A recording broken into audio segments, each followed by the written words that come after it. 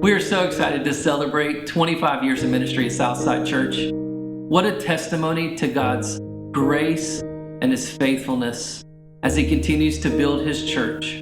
Southside Community Church was started when the daughter of the first pastor, Phil Spry, who lived here in Clayton, told her father that there weren't any good churches here that teach the Bible. So he said, well, I'll just find out. I'll make calls and see how many people respond. And he did that, and quite a few people responded, so he decided to start up a church.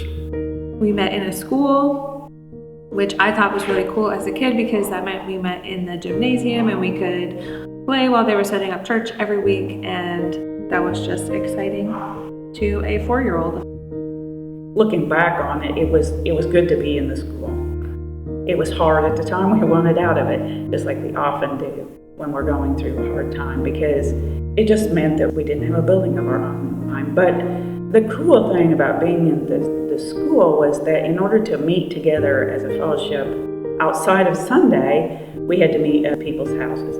And so we became very close-knit. It was a very small group at that point. We were on the way to another church, and we just happened to be passing by the school, Rand Road Elementary, and there was a sign out. And so we still went to that other church that morning, but the next week we stopped by Rand Road and walked in and realized almost immediately this was the place for us. Over the years, everything just kind of continued to grow and to expand. The church grew, more families came in, and it just took off.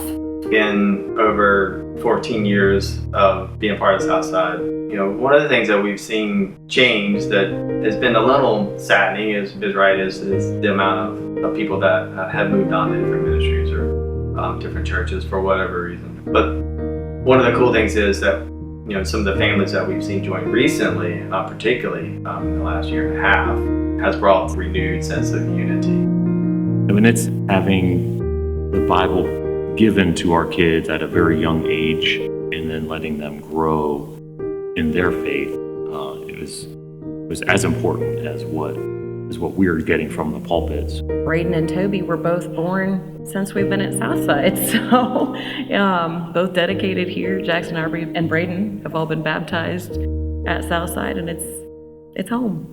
Looking at the future of Southside Church, we're thankful for you. We are grateful for the fellowship that He has established. We're thankful for the foundation that Christ has placed that we continue to build on. And as we look forward to the future we have in Him, ultimately that we would be before Him face to face together singing praises to God.